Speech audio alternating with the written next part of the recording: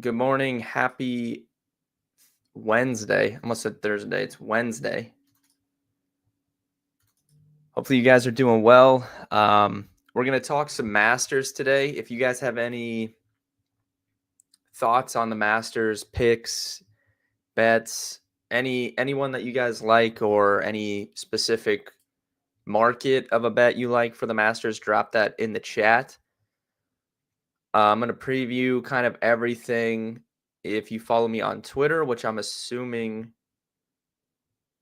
a lot of you do, I tweeted out the majority of my actual card for the Masters yesterday, so we'll go through that. I also have 2 first-round leaders that I took and another first-round bet as well. And then I did take a 3-ball parlay too, so I guess we'll talk about that for round 1 specifically. And then Steve, who's one of the co-founders at Rolling Insights, he is going to jump in, I think, at 11:30. So we'll talk to him about the Masters. I don't think he has any specific picks, but I know he's a golf fan. So we'll talk about the Masters a little bit, and then we're going to go through and look at our FSGA experts baseball teams, I think, for a little bit too, and kind of talk about those. But yeah, if you guys have any Masters stuff that you like, drop that in the chat. If you know anything about the Masters, obviously this is, I would say, like, probably the most popular golf tournament of the entire year. It's one of the, 4 majors or whatever. Nathan, what's up? But I would assume it's most people's favorite. Jim, good morning as well. So, it's always like a special week when we get to Masters Week. This course specifically is very, very unique if you've never watched. There's a lot of undulation, and that's really what makes the course so difficult. And this course specifically is one that you can draw a lot of kind of course history from. Course history is a hot topic when it comes to analyzing golf as it is, but for this specific tournament, the course history is basically like the most sticky that you'll find for any course because it's such a unique venue. You really have to. I also saw a stat earlier this week. Since the Masters began, which I think was in like the 1930s, the only holes that have, so for the entire history, almost 100 years of the Masters, the only holes that play under par are the par 5s. So you have to have, course history here. You have to be able to score on par 5s. It helps a lot to be long off the tee. Those are like things that I would really look for when analyzing this. A first timer has not won. That's the hot button stat. First timer hasn't won since 1979. So, really not looking at anyone playing in their first time here. And that speaks to how unique the golf course is, that a first timer hasn't won since back then. Ryan, good morning. See you on Connors. Had that bet in already. Yes. I love that bet. I think that's a great bet. Frosty, I would love to hit it outright. I think I've only hit one this year, 1 or 2. I can't remember. I kind of took golf off the last 3 weeks during the March Madness tournament, so excited to get back in, but I think we've only hit 2 outrights this year. Nathan, yeah, thoughts on Luka back in Dallas? We can definitely talk about that. I tweeted this out. The Mavericks, really, they fumbled the opportunity for the bit.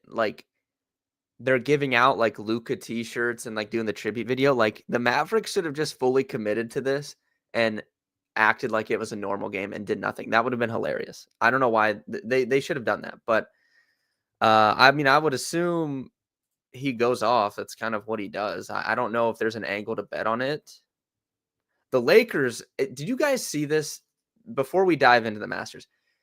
Did you guys see the referees? Frosty, I know you're an OKC fan, but some of this stuff with the referees last night, I'm not saying that's why the Lakers lost, but some of this was a little extreme.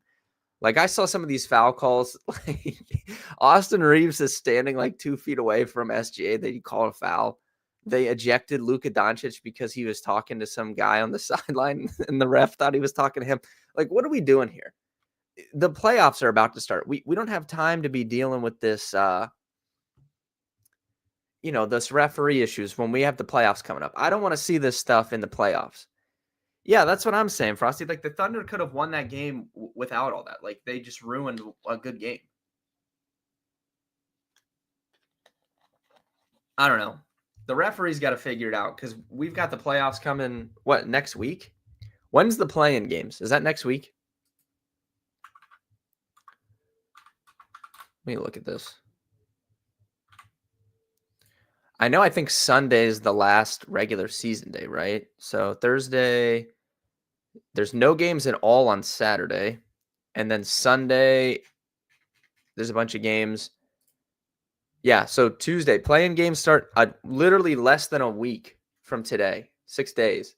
And I don't want to see this referee issues leak into the tournament. But all right, let's or the playoffs rather, not the tournament. Let's start talking Masters. So to start out with,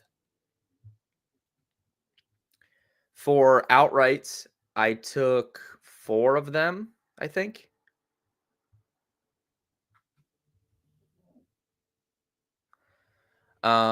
Starting off, I told you guys yesterday I wanted to pick one of these from like this top grouping to have a bet on them. And then I had some longer odds guys that I liked. So for this here, the top dog, if you guys saw my tweet, I'm going with Jon Rahm, former winner.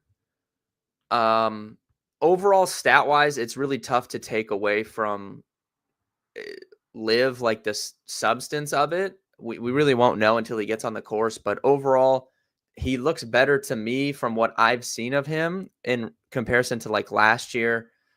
He looks better to me, and I talked to a few of my friends that I know are like big time golf bettors and stuff, and they said they were good with Rahm too. So Rahm is our big pick. Yeah, I'll talk unit distribution too, Ryan. Regarding the Masters, I'm sure you've seen this. 11 of the last 13 Masters winners were ranked top 20 in the world at the time they won. The other 2 were 24th and 25th. Yeah, that I should have mentioned that, Nathan, but that's a good point. That goes along with it. On top of the course history, recent form matters a lot too. Which honestly, that could play into the uniqueness of the course too. Like if you're not playing good golf, it's kind of tough to compete at a place like that. So looking at the world golf rankings,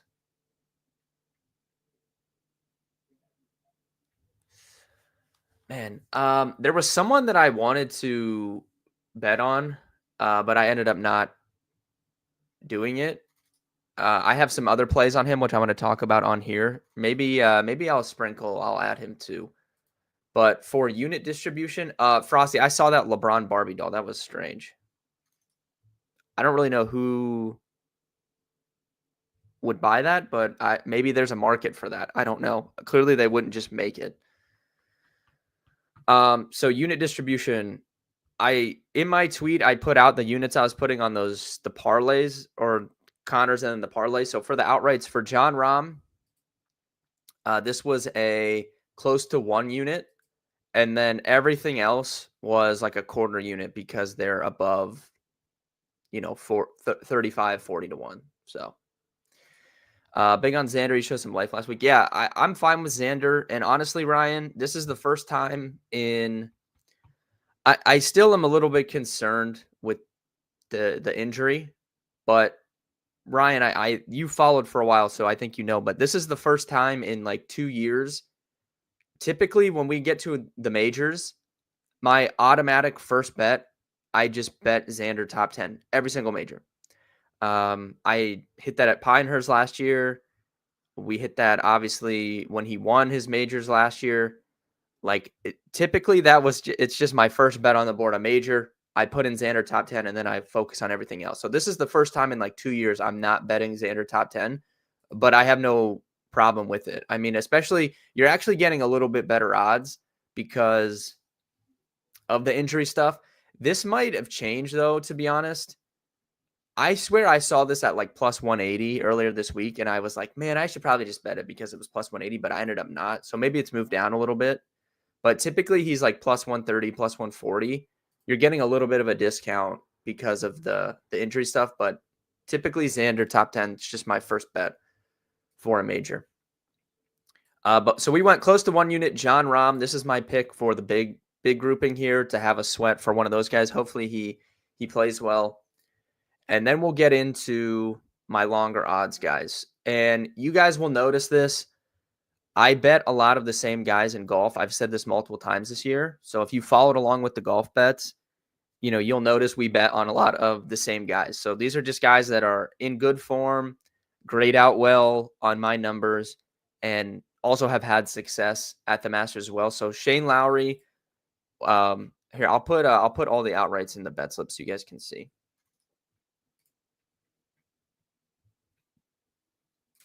But Shane Lowry, 40-1 was one of the ones I really liked. We've been on him a couple times this season. Nathan, he fits into your stat there. He's 13th in the world golf rankings right now. Let me pull up prior Masters finishes for him. So this is his 10th Masters start. He has a T25 in 4 of the last 5 years.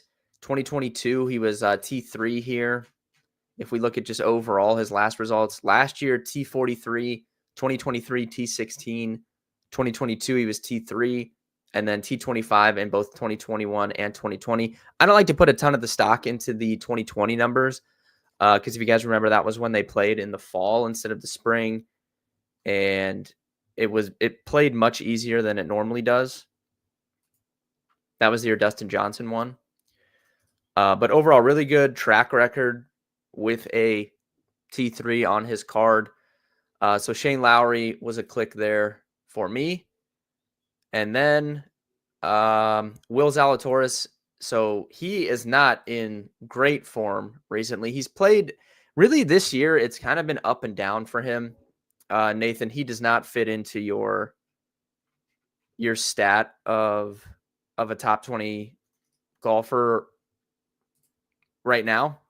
But really, really good course history. And Will Zalatoris, specifically, I know like back issues aside and all that, historically, Will Zalatoris' big issue has been putting.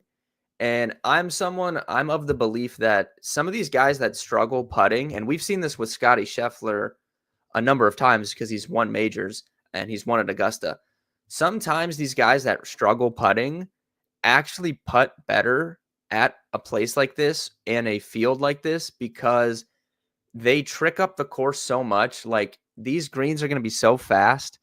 And I feel like sometimes that helps the bad putters because they don't have to like worry too much. They know every putt is going to be fast and they can kind of just loosen up a little bit. Like Will Zalatoris' best putting performances like ever have been at places like Augusta, and he's always played well here. So this one, recent form, not the best, but he's kind of been trending up. Like if you would have told me last year I'd be betting him this year, I would have said no way because he was just completely gone. But he looks good enough to where I'll take the chance. He's made the cut here. This is his 4th time playing. He's made the cut every single time. He's got a 2nd place in 2021, a T6 in 2022, and a T9 last year in 2024. So Will Zalatoris is on the outright card as well. And then we get to my guy. You guys know I told you guys months ago he's going to win a major this year. I'm sticking to that. This is his first chance at it. Sepp Straka, 80-1. This guy has, by all accounts, in my opinion, been the 3rd or 4th best golfer on tour this season. He's been absolutely incredible. Nathan, he fits into your stat there. He's 14th in the world right now. Really, really strong form coming into this. Has good Masters track record as well. Has never really been super in contention. But if we look at his previous starts, this is his fourth. He has made the cut all 3 times, T30, T46, and then last year at T16. So coming off his best finish at a Masters last year. Really like Sepp Straka, and we've bet him quite a bit this year. He's going to win a major this year. I'm sticking by that. So, yeah, those are my outrights. John Rahm, Shane Lowry, Zalatoris, and Sepp Straka. Now, the one guy that I didn't end up betting, but I have other bets on him, which we're going to talk about, but I kind of want to add him outright, to be honest, is another 55-1, Minwoo Lee. So Minwoo Lee in great form. He just won. So that's good. He's playing good golf. He is top. I think he's around that top 20 range, Nathan. I don't have it pulled up. I think he's like top 22 or something in the world. So, but he's been playing good. He's coming off a win, a really long hitter, which I said, can help you out here. And honestly, has a decent track record here too. I think this is only his second appearance, but last year, oh no, this is his fourth. So let's see. He's made the cut 2 out of 3, and he has a T14 and a T22. So honestly, like pretty strong track record there as well. I don't know. I have already bets on him, which we're going to talk about, but I may add him outright too, just to do it. If there's ever a week to overbet, it's Masters week. So I'm not too concerned about that. So I'll leave him in the bet slip for now.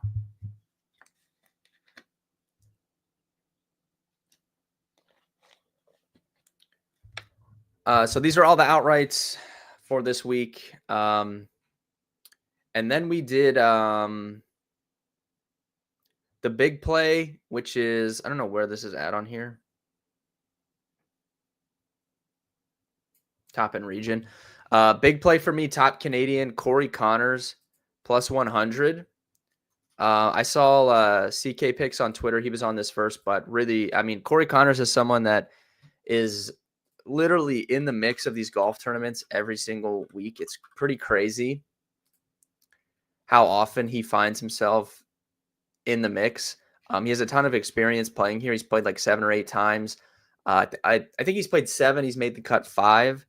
Let me pull it up. Let's look at his past finishes. T38 last year. He's got 3 top 10s as well, and then a T46. So good track record.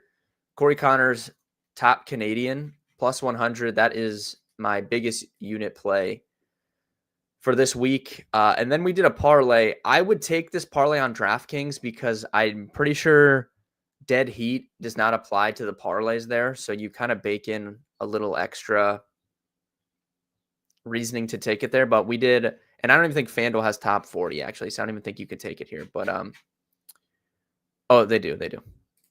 So I'm going to clear this out so I can show you guys.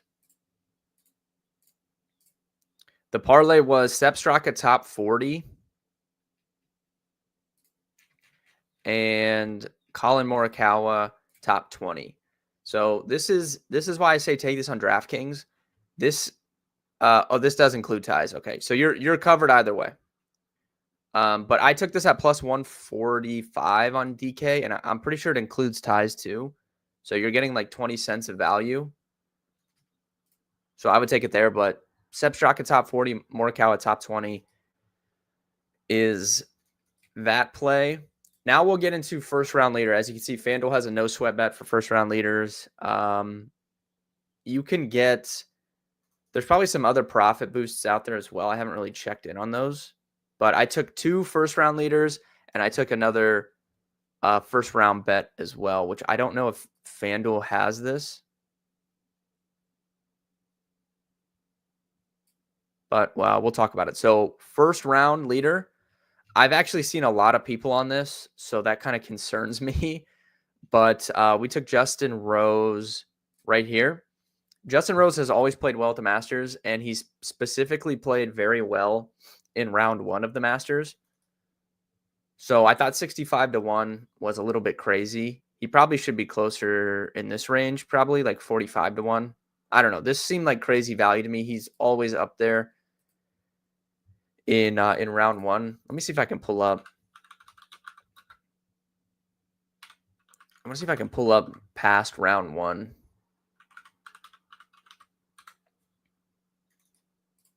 Let's see here.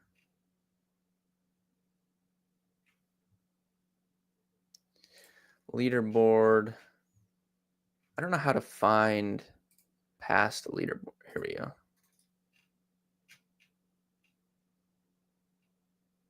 So last year, see where he's at on here. He shot 73 in round 1 last year.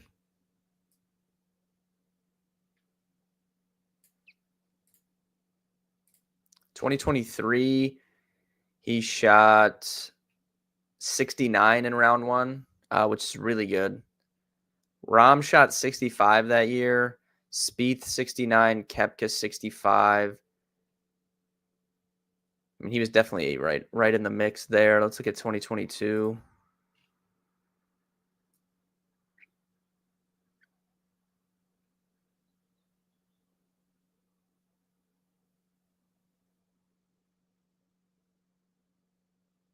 He did not play well in round 1. Let's do 2021.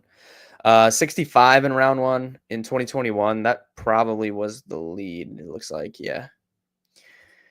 I don't know. So, like I said, I've seen a lot of people on this, so that's a little bit concerning. But Justin Rose, first round leader, and then I took Min Woo, first round leader as well. So we were kind of just talking about how good he's been playing recently. Long hitter, good track record here. I think he's finding his groove, to be honest, like coming off that win. So Min Woo Lee and Justin Rose were my first round leader picks. And then I don't see this on FanDuel, but DraftKings and I've seen like Bet365, they actually have finishing positions for rounds. So I actually took Min Woo Lee to be top 10 after the first round. It's plus 400. But I don't know if FanDuel has this.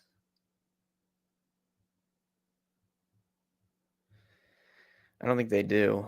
Round score, if you guys want to take, for whatever reason, Rory can never play round 1 here. This is like a trend. I don't know why. He always sucks in the first round here. So you could look to take his over round score. It's probably like 70-ish, if I had to guess. Yeah, 70.5. I'd take the over on that. I'll probably play that tomorrow. I'll include it when I post my first round leaders and stuff on Twitter. But if you're watching the stream, you got it first. So Min Woo Lee and Justin Rose for first round leader. Min Woo Lee to be top 10 after round 1 plus 400. Those were my adds to the card that I posted yesterday. And then for 3-ball, I told you guys I did a parlay for round 1 as well. Let's walk through this. I know I had Cam Smith over Aaron Rai and JT Poston. Cam Smith has played well here before. Obviously, he's won. Aaron Rai, someone I like, but first time playing here. So I'm willing to fade him early on in the tournament. Cam Smith, first leg. Justin Rose over JJ Spawn and Max Homa. I don't know what's wrong with Max Homa. Half a unit on the top 10. The first round leaders, Ryan, were kind of the same, like a quarter-ish unit, but I did half unit on the first round top 10. So Justin Rose over Max Homa and JJ Spawn. This one I just did for fun. I wouldn't count this if I won or lost, but since it's the Masters, I'm trying to remember. I did Ludwig Aubert over Rory and Batia. Like I said, Rory, for whatever reason, struggles in round 1 at this tournament all the time, and then will play good every other day, especially on Sunday. He's always played well on Sunday here, but for whatever reason, he struggles coming out of the gate. So those three, and then we have Scotty here over JT and the amateur. And I also like Will Zalatoris if they don't have a 3-ball for him, though, it doesn't look like. So I'll probably just do Scotty. So 4-leg for round 1. Where did that go? Here we go. 27-1. Not bad odds. So if you guys want to have some fun, you can plug in this 3-ball for round 1. I don't know I haven't looked at the tee times. Hopefully they're not all at the same time. We can like spread them out a little bit. Let's see here.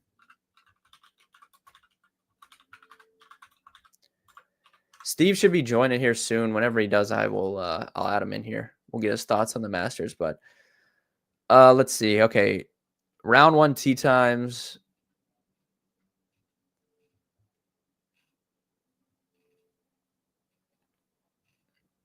So Cam Smith is an early tee time 8:52.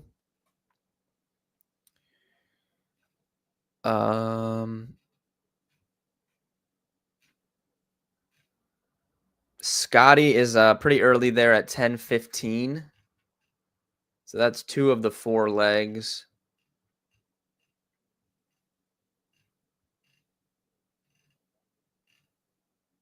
And then Justin Rose is at noon. So it's a little bit spread out. And then it looks like, yeah. And then Rory and them are at 1. So honestly, pretty spread out, which I like. I don't like to have all of them going at one time. So I'm going to put this in for just for fun. Won't count it win or loss either. If you guys have any picks in the chat, drop them in. Someone tell me, Frosty, like I know if you're still in here, who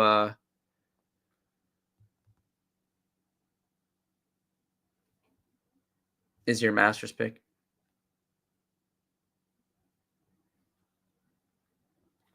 I'm going to pull up this Lakers game too, to be honest with you. I want to see. Is there anything we can bet on?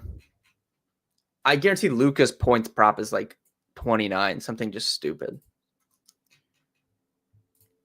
Especially after he got ejected last night. Ryan, you like Patrick Reed top 20? One of my friends that's really good at golf betting.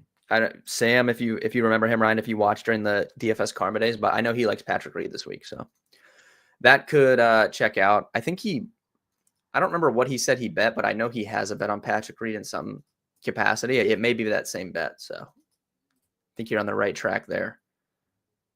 Luka Doncic over 48.5 points, rebounds, assists. What is his points prop? What I guessed it was 29.5. Let's see. Exactly. I could make the lines. I'm gonna change my Twitter handle to the lines maker. I don't know. I mean, I just really don't want to bet that, to be honest with you. I would say that the Lakers would lose, but coming off of that disaster last night, like if the Lakers would have beat the Thunder last night, I think this would have been just prime letdown spot. Like big win over the Thunder, and now it's like emotional going to Dallas for Luke and stuff. Like I would have probably picked the Mavericks, but since the Lakers got so screwed last night, it honestly might be I might do the Lakers. Like maybe we'll bet the Lakers in some capacity. I haven't even looked at baseball on the stream either. Like, can we just talk? I think I'm 28-12 baseball sides this year, or bets, mostly sides and totals. I mean, I haven't even like really promoted this, but I mean, there's nobody betting baseball like me right now. This is a generational heat check that we're on. Oh, here we go. Steve is in the house. Let's go. Let's get him in here. Steve, welcome. First appearance on the stream. How are we doing? Good. How you doing? Pretty good. What we want to get rolling swag on today. Yeah, we want to get some of your thoughts on the Masters here. Do you have any picks for the Masters? Any thoughts overall? I know, I don't know how much you bet golf, but I know you're a big golf fan, so I'm sure you'll be watching and stuff. Yeah, I probably won't this year. I'm normally in a Masters fantasy league or pool. Um, and last year I won. Uh, You're just gonna quit while and you're ahead? well, I got a bunch of stuff going on in my life, and so I just can't do the preparation I normally can. I can't even. I couldn't even find the time to actually attend the draft because it's kind of like an in-person thing over lunch, and it's a bunch of guys. But um, I do have a very simple formula for it. Okay. Is you just go look at their past performance and pick those players and Yeah, ignore, that's what we were talking about. yeah, and just Yeah. ignore, newcomers, and someone might surprise you. Ignore the guys who are rising up the ranks, like world rankings, all that jazz. Ignore all of it because Augusta is just a very different place, Yeah. and you don't get to play there frequently. And so the folks that have been under that pressure, played that golf course, they've walked it a bunch of times, just play better. Yeah, it's pretty that's what I said. For any course on the tour, this is the most sticky you'll find, like course history. So that's definitely very, very important. Do you have any specific golfers that you root for? Like just your favorite golfers? A lot of people love to hate him, but I'm a Oh big boy. fan of Bryson DeChambeau. Okay, that's fine. We're fans of Bryson here. I thought you were gonna Uh, say someone that I love to hate. So oh, okay. Who's that? I love to hate Rory McIlroy, man, and I'm like the only person just because everyone loves him. So I have to be the opposite side of the coin when it comes to him. Yeah, I'm not a, golf. Okay, so if you look at him as a golfer, his swing is incredible. Like he's the Freddie Couples of this generation of golfers. Short, compact, powerful, smooth, like it's incredible. Um, he is a bit of a whiner, you That's what's know, bothered me in recent years. Like yeah. it's just gotten too much for me. And Like it's he just took annoying. it's tough because he took on the role of being the face of the PGA Tour, and inevitably you're gonna end up being caught in a position where you're gonna have to complain a bit.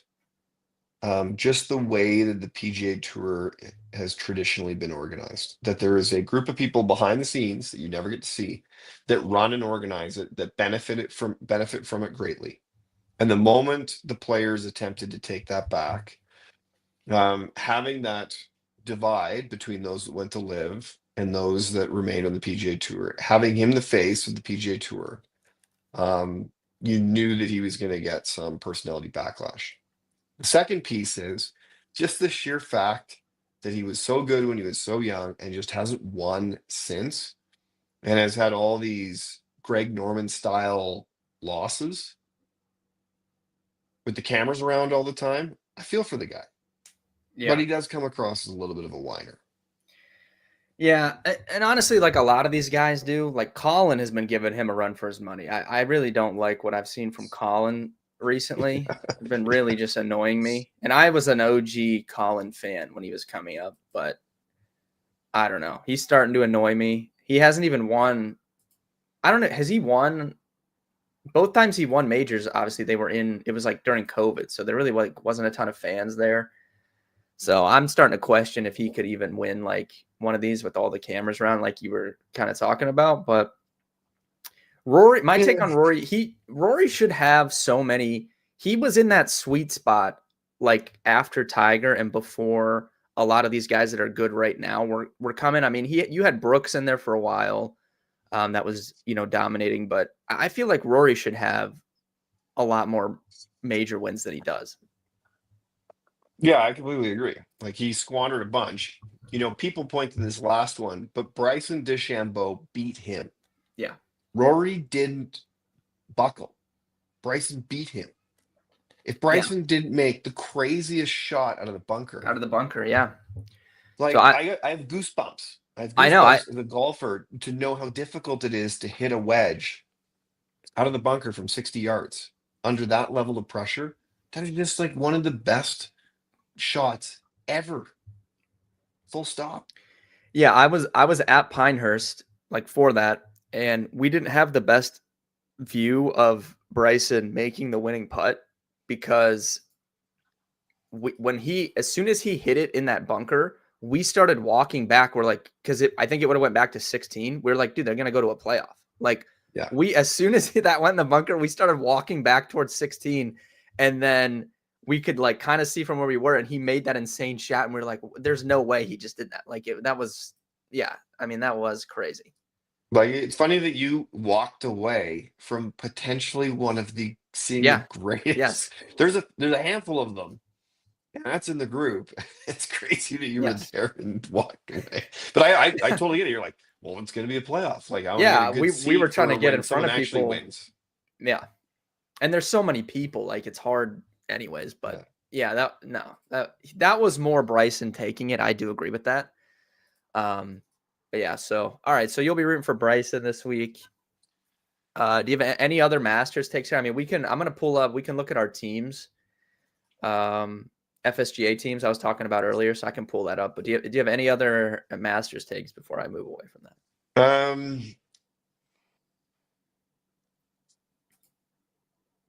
The only other guy that I would be interesting to see how he plays this week is Aberg. So if I Yeah. remember correctly, he played really well last year as a first timer, which is pretty rare. Yeah. And he has all the tools. He's long, he's calm. Those are the things you need to win at Augusta. The exact opposite of Bryson, long and calm, like long but not calm. And so I think that he could be, a guy who's a first time winner. He's got all the ingredients. Yeah, I think he was solo second last year. Because like everyone's favorite stat is that no first timers won, since 1979 or whatever. So I thought for a minute people were like, maybe maybe someone's finally gonna do it. Yeah, it's tough though. It's tough on Sunday there. Oh yeah, All definitely. those rolling hills. They were talking today on the radio that from the bottom of the golf course to the top, it's 17 stories. That's This is crazy crazy. elevation, crazy rolling hills. All right, so looking at these teams, so we haven't even talked about this because I have two teams. So I drafted for our company, and we have a team up with one of our data partners here in the best ball league. So I haven't even talked about that really to you, but we're sitting in first place in that right now. And then we have the FSGA Senior Circuit League that you and myself are both in. So we can we'll go into that one first. I would say you're holding strong here for the amount of injuries that your team is going through. I'm quite happy with how I'm doing, actually. Yeah. And I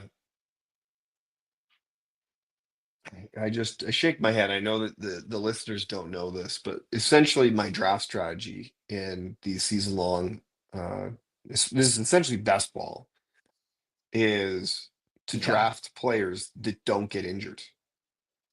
And I ended up with 6 injuries and 1 suspension. In the first, I mean, some of this was before the season even started. Yeah. Like Royce Lewis, I knew that there was a risk there. Uh, Stanton, I knew that there was a risk there. Stanton was a really late pick, so I was totally fine with it. Royce Lewis, he's young. I thought he would come back after that and be totally fine, and I was wrong. Yeah. I mean, I don't know what the deal is with Royce Lewis, to be quite honest with you. The guy, I've never seen, he's going to end up being one of the biggest what ifs of the last like 15 years because he's so good. And he's been good even in the playoffs when he's got a chance, but he just gets hurt every single season with the same type of injury, though. It's not like he, tore his ACL and then this and that. It's always like these hamstring pulls or stuff like that. Like ever since he's come back from like a major injury, it's crazy. But something I've noticed for me, my offense is carrying me. I gotta address the pitching here. Like you can see, top three in runs, first in hits, first in home runs, first in RBIs. Batting average second. But then I'm like towards the bottom in innings pitched, strikeouts.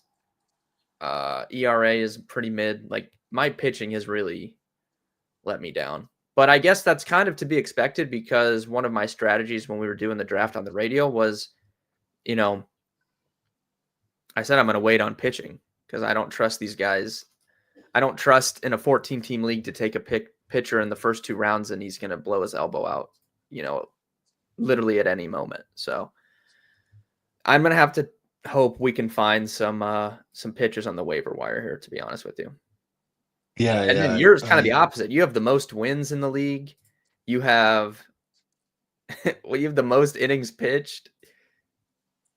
Pitching was not a problem in this draft for me. You've got the second most. We literally have inverse teams. You have really Yeah. good pitching, and I have really good hitting. If we could combine our teams into one, we'd win the league. I know. And the crazy part too is Ryan Helsey has zero. Not zero. He has 1 save so far in 10 games. I'm shocked. Yeah, I have literally 1 save as a team, I think. I have 3, which is I have crazy. 1, and somehow I'm not last, which is crazy. Yeah. Well, I know in years previous, people have just abandoned certain categories. Yeah. Maybe I Saves, can and get by then with 1 then. you might be able to steal a few points, and you might be able to like pick up a few kind of hold type guys, setup guys, to sneak a few in and win that category. It's just at what cost? You really depends on what you feel about your starters, the guys who eat innings. Yeah. The other thing I was gonna mention is stolen bases was another one that people used to ignore. But I think it's changed a little bit with the rule changes. Yeah. I mean, we're both. Everyone's kind of close. Like once you after these couple teams are in first, and then it's kind of like a big grouping in steals. But I mean, if you're watching the stream, like these are as hard of a league as you can be in. It's all big companies, all people that know what's going on. It's 14 teams.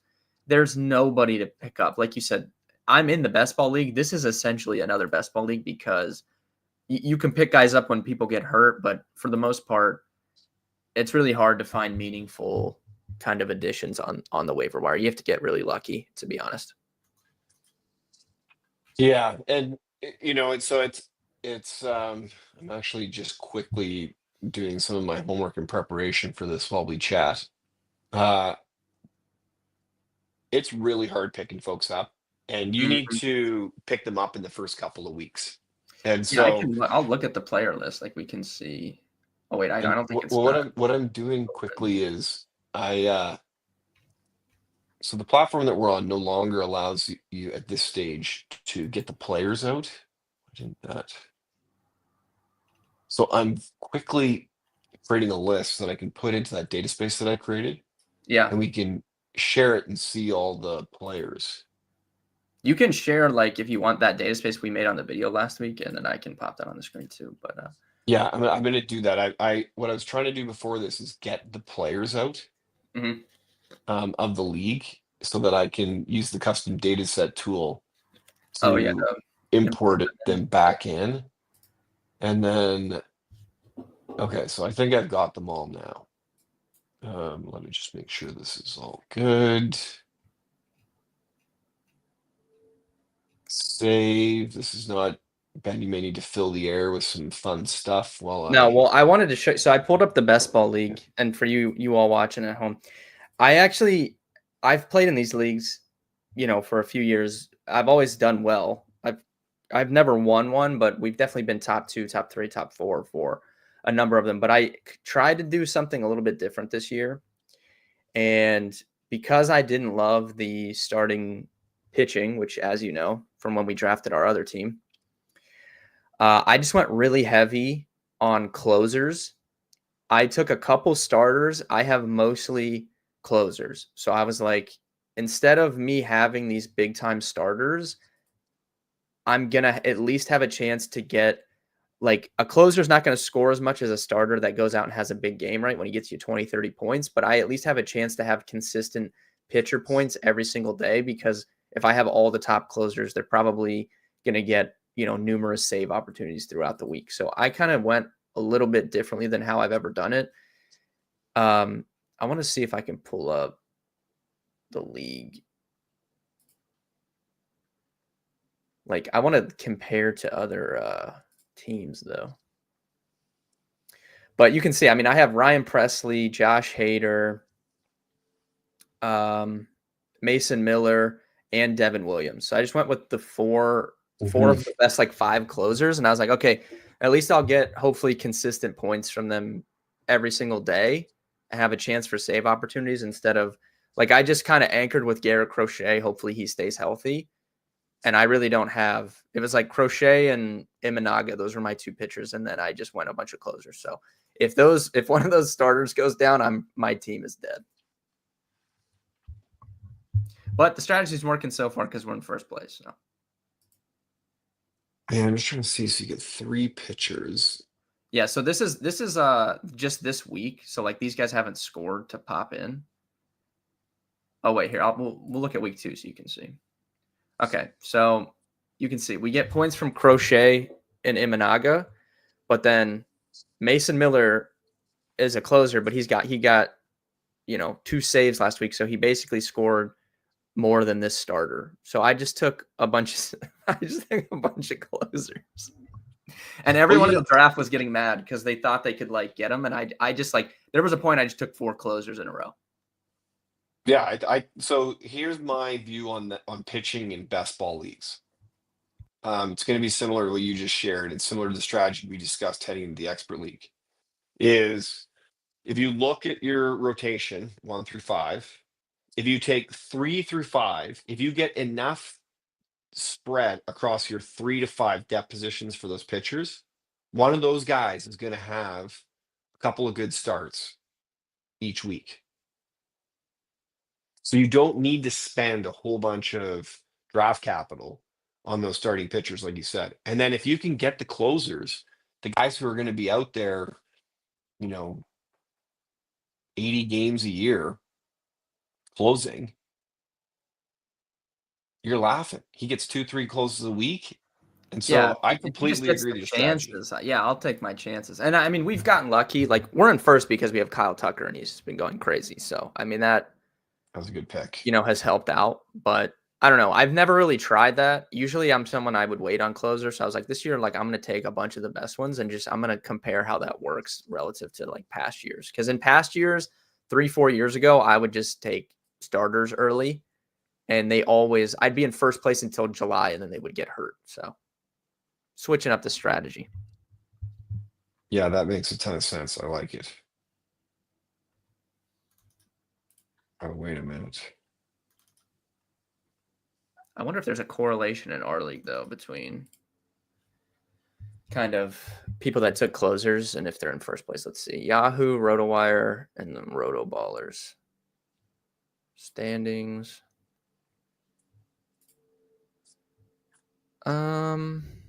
Yeah, I mean, Yahoo's up there. No, they're kind of down there with me. Interesting. Oh, I don't know which Yahoo team. There's 2 Yahoo teams. I have to double check that.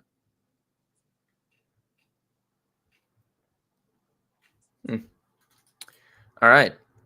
Chat, if you guys are in here, if you have any questions on the baseball league, any questions about baseball in general, Steve, before you hopped on, I kind of said baseball's treated me well. I think I'm 28-12 baseball bets to start the year. Like, it's been pretty good, doing well, and believe the content that we've done for baseball has been good. So overall, it's been a good start to baseball. We're about to, head into, like, the 3rd, 4th week of it. So hopefully we can, keep pace with that. Yeah, I completely agree. It's been a good. So I got this data space up and running. So let's take a look at it. So here's the funny thing that I just realized. Let me just reset this. I'll share my screen. Is that I realized when I exported all of the teams, I did not include my own team.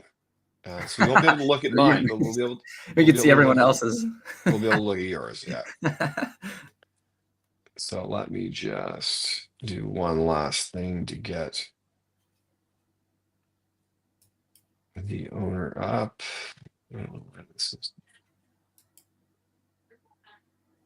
Okay, we'll just. I was in It first seems. place over the weekend in this league, but then I don't know. I haven't had any pitchers go this week at all, so I think that kind of hurt me. Yeah, exactly. And But I'm on trying Sunday, to I was first in both. I was feeling pretty good.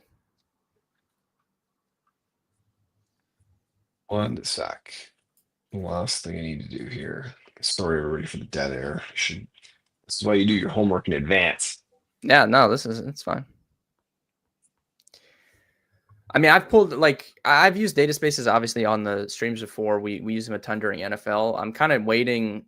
I've been working on some baseball ones, kind of just waiting to get more than 10 games of sample size to take something from it. But I've definitely been playing around with some stuff that I'm excited to show off to the viewers that I think will be pretty useful. Yeah, very cool. The one of them in particular that I build every year is kind of pitcher to pitcher comparison by schedule. Yeah. Because I have a theory that you can tell you can find some kind of arbitrage performance mismatches if you Mhm. have like a starter on a bad team going against the fifth on a good team. Yeah. And so it's a good way to kind of pick some winners. Sometimes by the end of the season, the market has it kind of built into it. But in a lot of cases, the start of the year, after, like you said, you get enough of the sample, you have enough data to kind of contribute to that, then uh, you can really find some good value kind of in that, May, June timeframe, maybe even July. Yeah. Yeah, it's like it's tough to navigate the sample size part with baseball just because there can be so much noise in the stats, especially with it, even only being like a month or two. But pitching specifically nowadays, like batters, it's kind of one thing because they have so many at bats year to year. And there can be noise, like how hard they're hitting the ball and it's going right at people, like all that stuff. Like you can definitely have those issues with batters, but specifically for pitchers nowadays, in the last 3-4 years, I'm more inclined to, when I first started doing content 7-8 years ago, it was always like I wanted to see last year's stats for pitchers more so than their first 2 months of this year. But these guys change stuff so much now, pitch mix and adding velocity and stuff. Like it's so different year to year for the pitchers now. Like I'm more inclined to use 2 months of this year's data than I would be to use last year's data, because last year's could be completely irrelevant if they're throwing pitches differently, if they have new pitches. Like it's so much different than it was when I first started doing content for the pitchers specifically. It's really interesting. It's even the homework that the batters do on pitchers. They have an Yeah. opportunity, the batting coaches, to go away and analyze. You know, I don't know exactly why Alek Manoah fell off so hard. I'm sure there's a few contributing factors, but one of them is, he had a bit of an interesting style, the way that he pitched. Big guy, covers the ball when he throws it, Yeah. and people get used to it. They learn. And so they come back after a season of kind of analyzing. The coaches then have their data, their pitching tips on individual pitchers, and it makes a big difference. Yeah. That's why you see so many young guys come into the league and absolutely throw fire, because no one's ever seen them before. Hmm. Yeah. Yeah. And it's tougher to do the homework, obviously, looking at what they've done in like the minor leagues and stuff. So, do we want to take a look at this data space? Yeah. Can you share your screen like at the bottom? Yeah, Is there a button for yeah, that? yeah, yeah. Let me see if I can pull that up.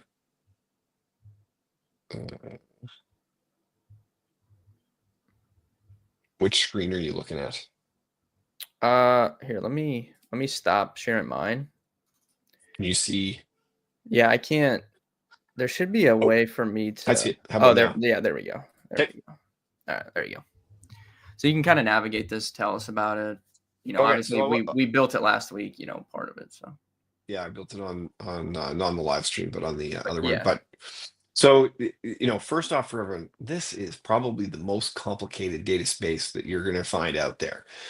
We have 3 of our data sources coming in, and we have one custom data set that I kind of created myself.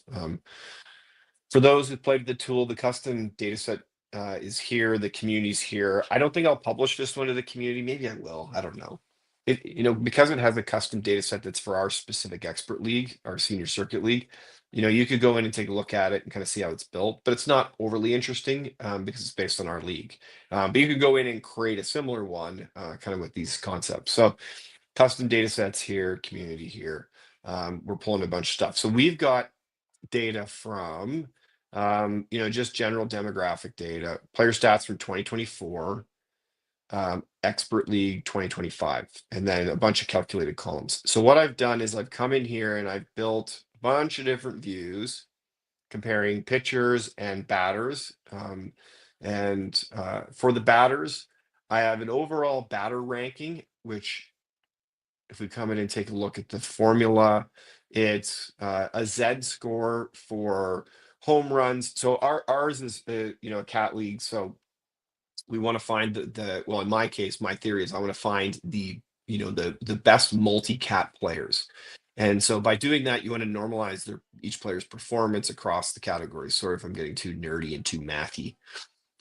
Z-score is a great way to do that using standard deviations because it kind of normalizes the distribution across those different categories. So if you got like one person who's hit 1,000,000 home runs and everyone's down here, it normalizes that so that you don't have a whole bunch of people clumped together and this guy way out here. It kind of spreads it out and gives you those standard deviations to understand the different groupings. Right.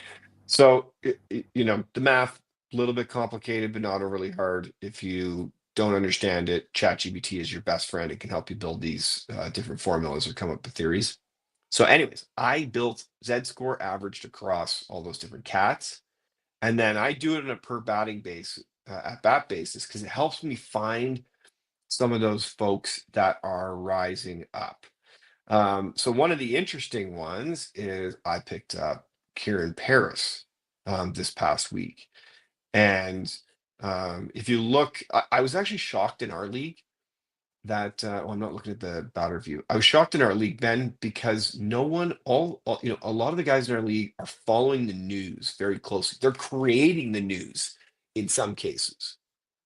And no one had picked up Kieran Paris. And I can't remember. We can talk a little quickly. I'll share my theory as we've talked about in the past on how you use your auction dollars for your waiver wire pickups. I put in a healthy one, maybe 61. I think probably $61 out of 1,000. But I was shocked that no one else had already picked him up and that he was available for $61.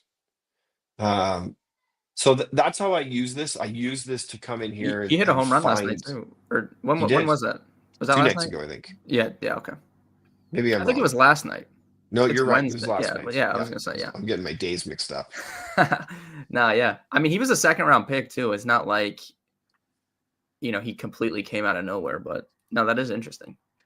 Yeah, I just found it really interesting. Maybe other guys put in claims because you can't see what the prices were for the people who didn't win. But Right. I thought people would be going more aggressively after him because he, just in our league, there's just so few players who show that like could have meaningful potential out of the gate.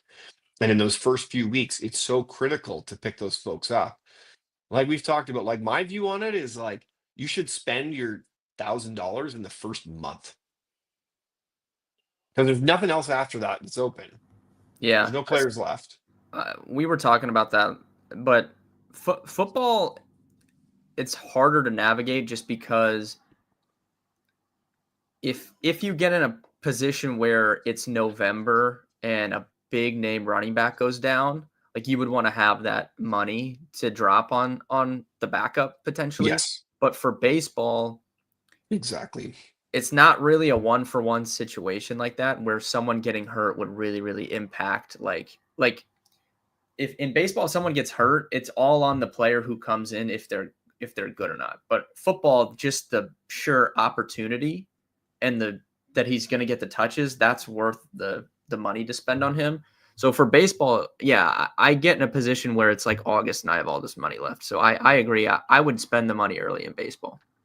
And in baseball, it's so critical to find those, rising stars. The potential of all these players is so high. They get followed for so long. yet only a few of them really have meaningful impact in their first few seasons. And so to get one of those players that kind of, comes out of nowhere is so critical. It's such an advantage to help if you've made any mistakes in your draft. And so spend all the money. And then the beauty is, like in our league, you can make waiver wire pickups for free. You just Yeah. don't go into the weekly auction. Yeah. And so it's not like you're going to be stuck without anybody. And most of the time, in most of the big baseball leagues that I play in, by the end of the year, you can like literally get players for $1. So save Yeah. A lot 20 of people don't bucks. have money left, anyways. Yeah. So, anyways, Kieran Paris was one that using the data space that I built. Obviously, you can't see in my team because I accidentally left them off. Um, I picked them up. I think for like $61, $63. I just picked some random, remaining trailing digit. But I did find a couple things really interesting that I wanted to call out. So first off, you picked up Trent Grisham. I did, yes. You did not draft him. Pretty good pickup.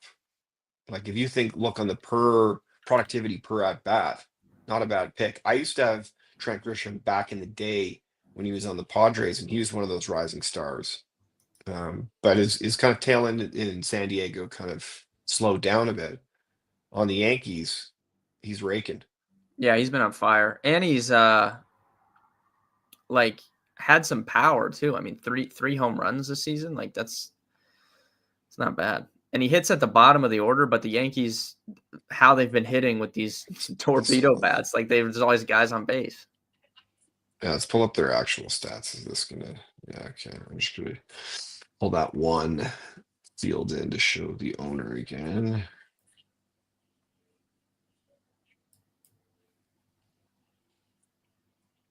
Uh, and then we'll rank by at bat again. Then we can actually see their stats. So the other guy that this can't be right. Ryan Nelson's a pitcher. That doesn't make any sense. It's Yeah, probably I think there's a bug. yeah. I think I there's something wrong in his data there. It's okay. But the other guy, Kyle Tucker. So we had talked about him. Yeah, he's been mashing. He's been mashing, but it's interesting that he's actually kind of fallen a little bit. But let's look at the overall ranking right at the top in terms of that overall productivity, neck and neck with Aaron Judge. Yeah. Pretty remarkable. That's a great start.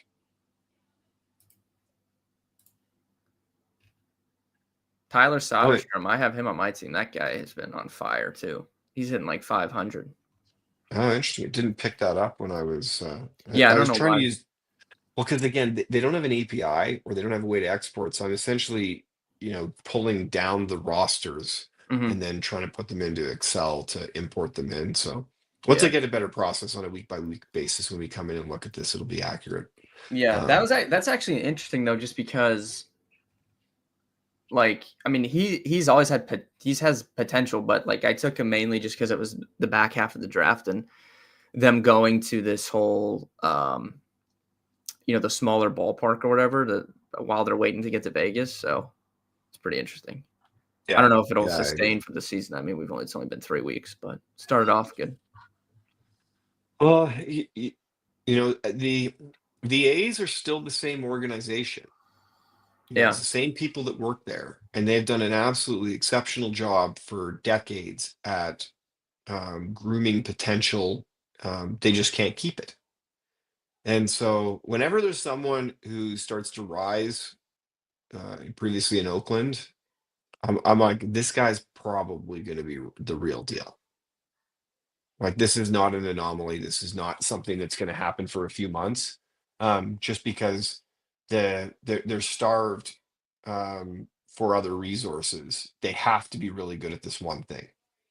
And it's one of those things. This is probably a more philosophical comment or topic for another day. I'm really curious if they're going to be able to retain that when they move to Vegas. And all of a sudden they're under the lights, they've got money. It's going to be it's going to be a whole different it's going to be a very different world from the old concrete ballpark in Oakland. That was the first place that I saw a major league game at. That's pretty crazy. That was the first place you you saw a game at. Well, How and old were you? I would have been probably like 11, Wow. 11 years old. And as a Canadian, we like there's no either the Blue Jays or you got to go to the States. So we were on family vacation in California. But the funny part is, this is the funny part is, so went there, and I always had a bit of a soft spot for the A's, even though they were kind of good at the same time the Jays were good because I love the Jays. And um, went to the ballpark and I was like, oh man, this is what a major league ballpark looks like.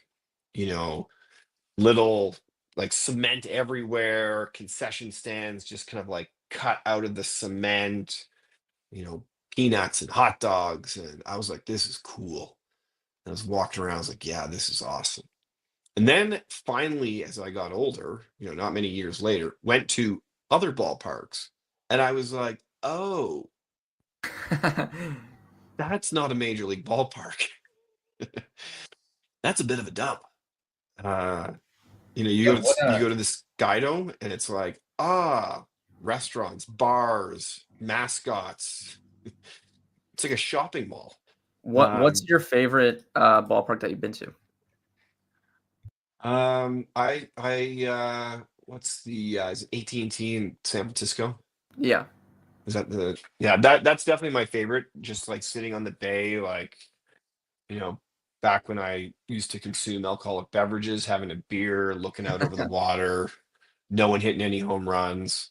So I do have a funny story about that one, and a bit of storytellers, Ben. So the only game I went to there, I was there for work, working in tech, went with two of my buddies. We showed up a little bit late because we had to go to Walgreens to get my buddy something. He had like an infection or something on his elbow, so we wanted to get something for it that was bothering him. So we showed up a little bit late. Get there, it's Sunday. Plan to have a bunch of margaritas and beers, watch this game, and Lincecum, I think, had like 100 pitch game. Like I don't think it was a complete game.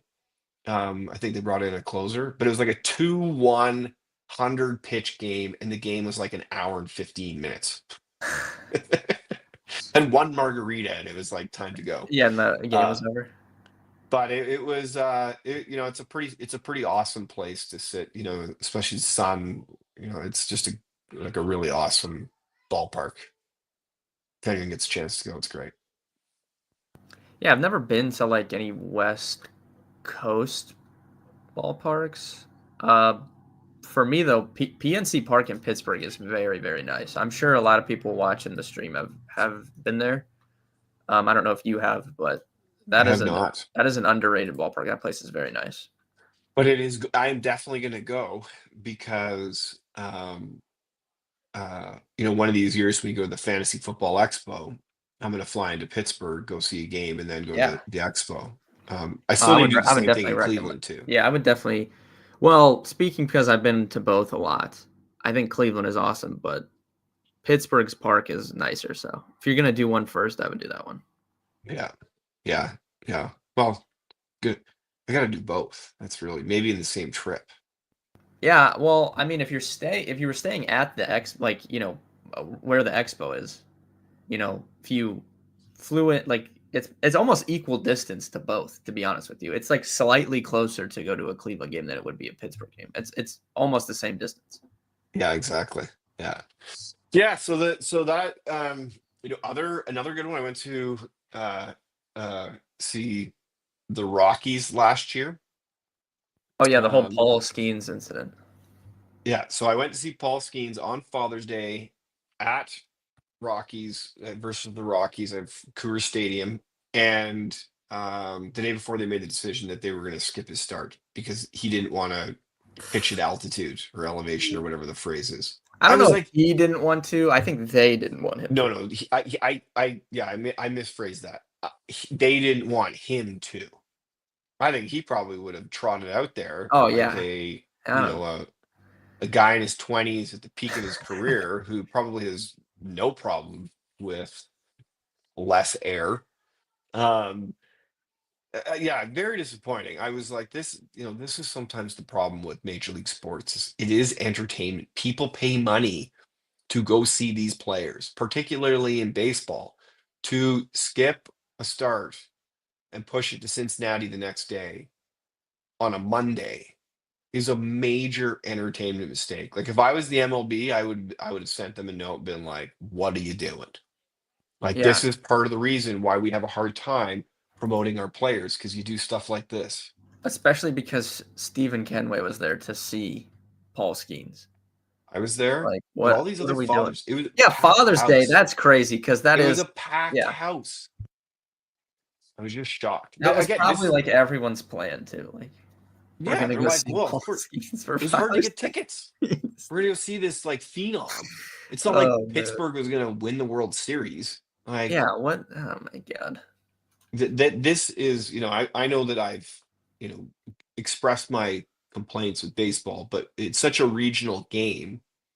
If you want to be able to get into the pop culture mind share, got to promote the players, and that means you need to create moments for fans.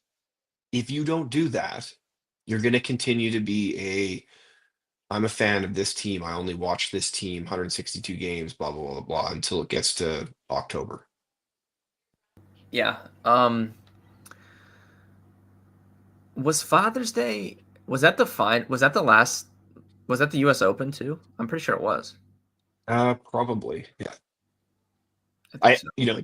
didn't watch the US Open because I was in Colorado Yeah. in a Yes. hotel. Yes. I think it was because I know like because I'm going this year again, and it's the Sunday round is like Father's Day again, so that's why I Yeah, I was think pretty it's pumped. often on Father's Yeah, I Day. think it usually is. Yeah, that's the timing of it. Okay, back to baseball. Um, yeah, the owner thing didn't work out very well because it's not matching up with the players. I've definitely got something going on here. But the other guy that I want to quickly talk about is Kyle Schwarber. So I picked him really high a couple years ago, and I got criticized by our friends on SiriusXM. They were like, "Why would you pick him so high?" It's amazing to me in my ranking every year how consistent he is across categories, even though his batting average is traditionally so low. What's his batting average this year? Is actually pretty good this year. Yeah, normally it's around like 200. But he is just such an effective batter who I think is a surprisingly good pick, falls in a lot of drafts. I don't have ADP in here, but for those at home, if you're looking to trade for somebody since most drafts are over, put him on your list because he's a huge contributor and most people don't see him like he's a top 10 player. Yeah, well, he's kind of transformed his game a little bit since joining the Phillies.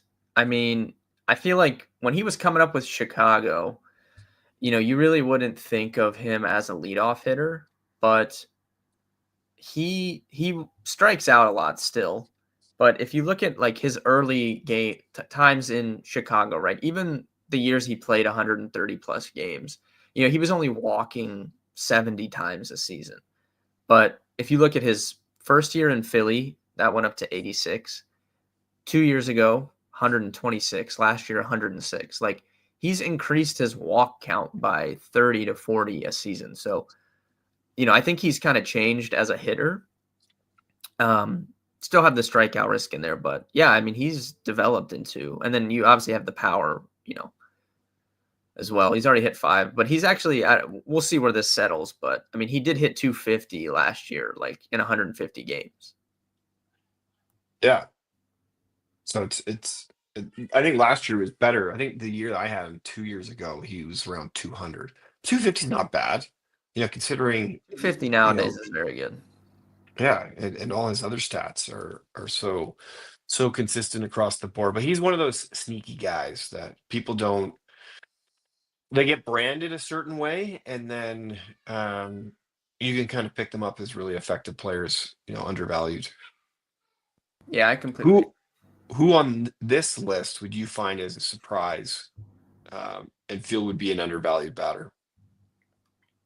I don't know if they're undervalued, but I think it's hilarious that Teoscar Hernandez is just every year up there since he joins the Dodgers. Like, obviously, he So did do what he you did say that last year, because I'm but a Blue Jays fan? Is that I what just you're I just think it's trying to? funny. Like, Every rub that year, this in. guy. Isn't he? How old is he?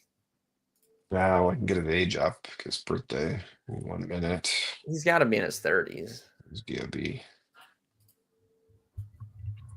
Down here at the end. Where we go?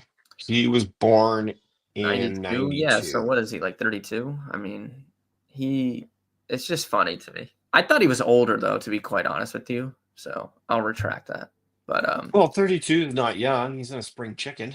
no, but I thought he was like 34. Yeah. The interesting thing about him, and this is why they got rid of him in Toronto, is they had no problem with power and scoring. They had a defense problem. So he had a bunch of drop balls. He would throw to the wrong cutoff guy. Like he was just making mistakes like crazy out there and it's driving people crazy. Um, so that's why, you know, he left. Um, for some reason, and I don't watch every Dodgers game, so I don't know if it's the same and if they're just able to overcome the same mistakes. But he hasn't changed from an offensive player. He really maybe he's gotten a little bit better being in a kind of a better climate for scoring. Even though Sky Dome's a pretty good place to hit home runs. Uh, but it was the defense. That's why they got rid of him. And the problem with the Blue Jays at that time is they traded away all these guys to shore up the defense, and then they couldn't score. So this year it seems like Yeah. they found a little bit of a happy medium, and they're shockingly. I don't know if I think they're in first place as of today. They are, yes. Yeah, what did you make of the Vladdy signing there? I'm sure that was good news for you. Yeah, well, it was good and bad news. It was good news because I'm a Blue Jays fan, and I think you do need this marquee player to market the team, to kind of be the anchor in your lineup, to be the leader. I think that Vladdy needs to mature a little bit. He's shown some signs, in tough critical situations where he has his kind of soft, jovial personality is probably not the right guy to win games. But he's still relatively young, and I think he'll learn. The downside of it is I picked him in our expert league. Oh, yeah, for the Uh, contract year narrative there, yeah. yeah, so I was like, okay, this is perfect. I'm gonna pick him because he's gonna go out and try to prove everybody wrong, prove the Blue Jays wrong. But he hasn't been great the start of this year. I don't know where he is on this list. I can find him, bring up his stats. Yeah, no, so obviously I'm more in tune with like the betting landscape, but a big Yeah, thing has been betting on Vlad to hit a home run, and he has not, hit a home run yet. So everyone who just said? has been betting it every day. Yeah, and so I think he puts a lot of pressure on himself, and so I suspect that a lot of this pressure will go away, and he'll just be able to go out and play baseball now. So that's what I'm hoping for because he hasn't had the best start of the year. Um, the other thing about Vladdy is he's never lost any power, but he's lost trajectory, and I think that's something that they were trying to change the way that they were batting uh, in Toronto, like the way that they were coaching, whatever the analytics guys were, because you noticed a bunch of them, instead of hitting the ball high, they hit the ball flat now, and it's either they got to power it Yeah, over the fence or it's going to be a base hit, which I'm all for small ball, but you'd like yeah, to see Vladdy hit a few more home runs. yeah. I'm sure like once he hits one, they'll start flowing. But I just think it's hilarious. Like for the last like week, it's been everyone's like, we're betting Vladdy home run today, and then he just still hasn't hit one yet. Yeah, yeah. 12 games in, zero. Yeah. Yeah, yeah. Um, Anyone else on the list that Yeah, really let me surprises you? scroll down just a little bit because I'm curious. Here, let me make this Like, a there's little bit so easier many for just you. like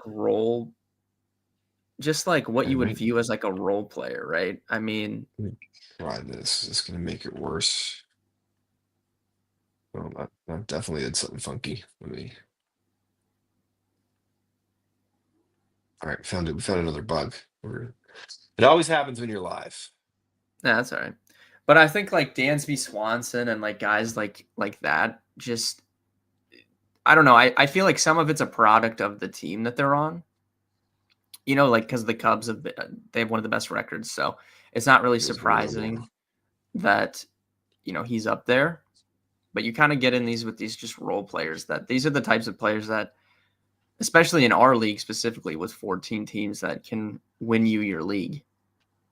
Like if you hit, like, because Yeah, I those are not completely high agree. draft picks, so you get those guys late.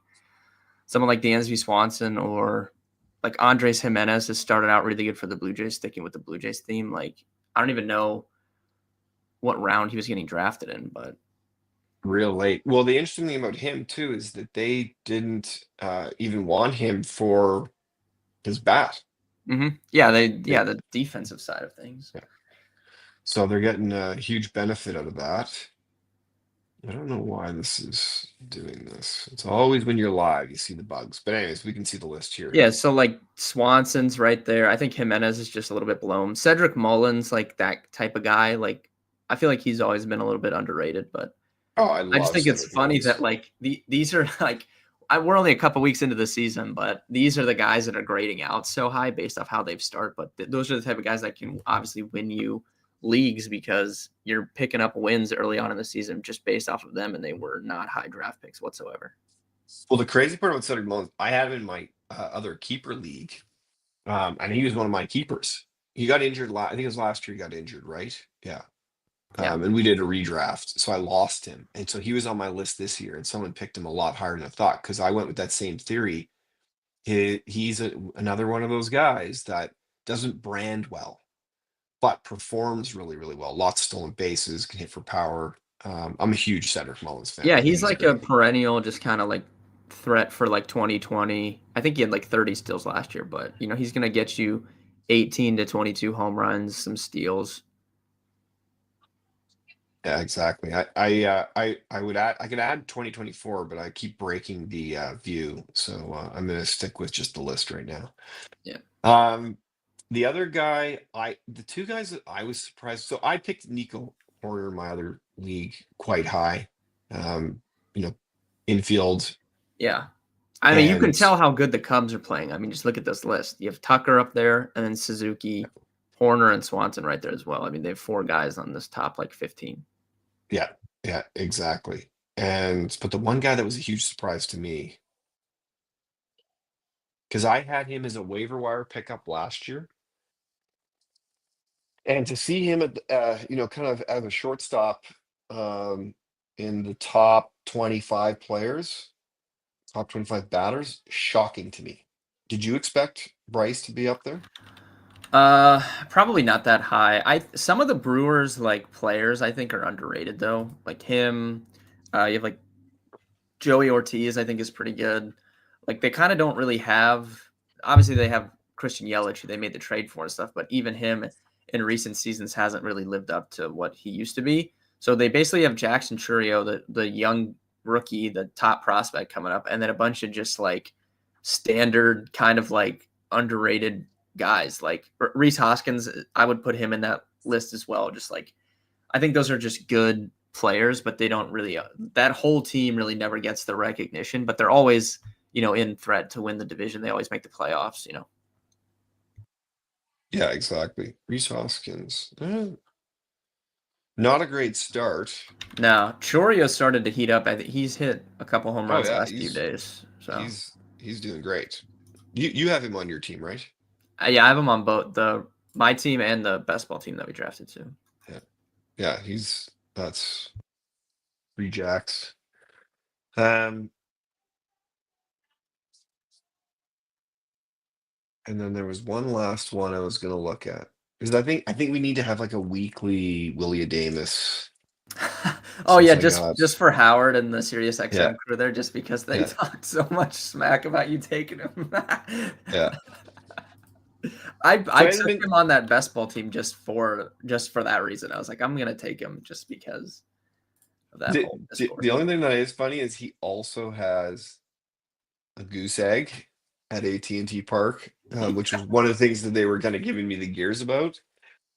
Um, I'd have to go back and look at how many games they played at home so far. Hopefully, it's all the games at home. Because my theory on ballpark, kind of specific performance is that you play half the games in other people's ballpark anyways.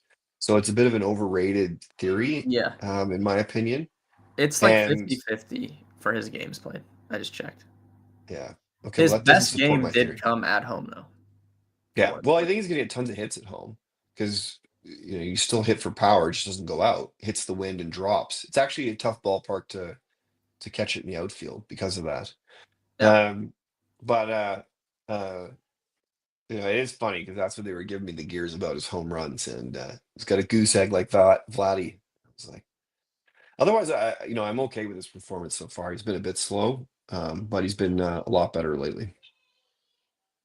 Yeah. I'm sure he'll heat up, to be honest. Okay, so that's our weekly Willie Adamus Yeah, our weekly check in. check. We should by the end of the season we'll have him on the stream here. He'll join us. Yeah, we should. That would be great. That'd be also hilarious. Yeah, I did used to. So there used to be he just retired recently, but Josh Van Meter used to play for the Reds. He is a big bettor Yeah, and loves it. So I used to talk to him. So shout out to Josh, but he just retired. So maybe I'll have to pull some strings. I'll have to get Willie Adamas to yeah, come on here. yeah. That would be great. Be like, we're huge fans. Yeah, Everyone else is a doubter, but we're positive. We're supporting you. yeah. Keep crushing it. All right. Overall, long stream today, hour and 30 minutes. We'll probably be doing this regularly on Wednesdays. We're gonna have Steve on the streams moving forward. So we'll talk about all sorts of topics and show you guys the data spaces and what you guys can do with SportWise there and rolling insights. But Steve, thanks for coming on to the chat. Thank you guys for tuning in today. Obviously, we'll see you tomorrow, same time, same place. First day of the Masters, Steve. So we'll be sweating out some Masters tomorrow on the stream.